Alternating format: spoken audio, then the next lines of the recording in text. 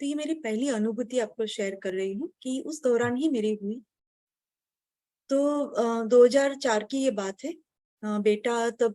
बेटे का जन्म 2001 में हो गया था और 3 साल हुए थे और वो 3 साल तो बहुत मेरे एकदम क्या बोलते हैं ना कि पागल सरीखा ही थे।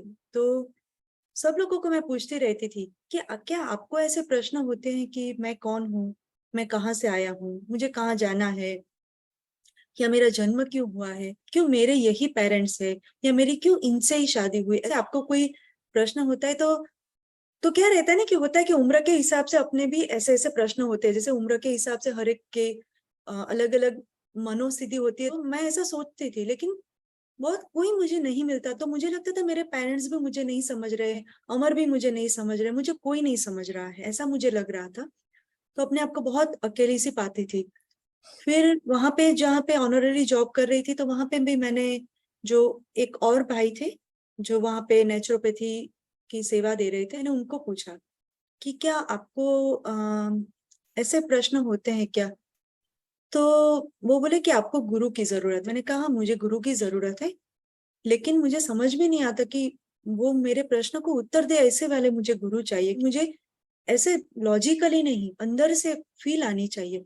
तो उसने कहा कि मेरा भाई है जो, जिनके एक गुरु है, और अभी अभी उनका ओरा का फोटो आया है और उनका मंत्र है।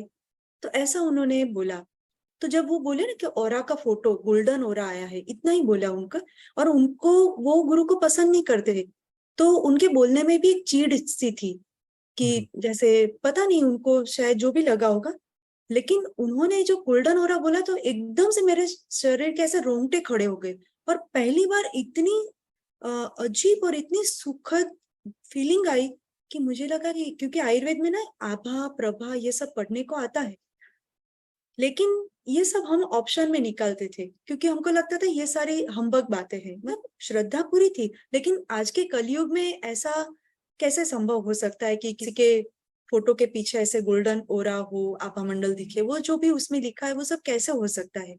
तो हम लोग वो इंद्रिय स्थान करके है चरक संहिता में, वो हम पूरा ऐसे निकाल देते थे कि ये सब कुछ मायने नहीं रखता, और मार्क्स ओरिएंटेड पढ़ाया जाता था। तो उसके ऊपर हमारे प्रोफेसर भी इतना जोर नहीं देते थे, क्योंकि ये सारी बातें तो योगी जनों ने एंगल से लिखी हुई बातें थी।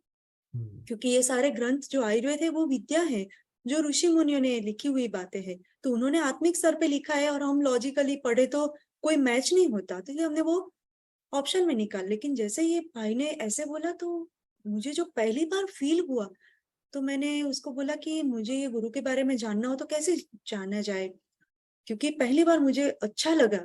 तो वो बोले कि यहाँ पे जो ये संस्था है समर्पण ध्यान की, और यहाँ के आचार्य है भावनगर के, वो डॉक्टर पारस भाई है। तो आप यहाँ पे मिलेंगे, वो बीमा अस्पताल है वहां पे वो मिलेंगे।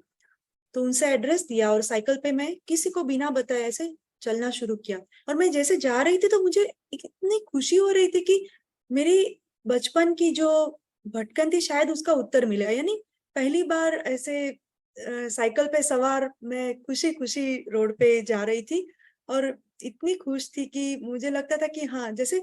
और देखो कि जब समय आता है ना, गुरु को लगता है कि इसका समय आ गया है, तो वो भी व्यवस्था करते हैं। ऐसे हमको लगता है कि मैं गुरु से मिली, एक्चुअली मेरा समय आया था ऐसा।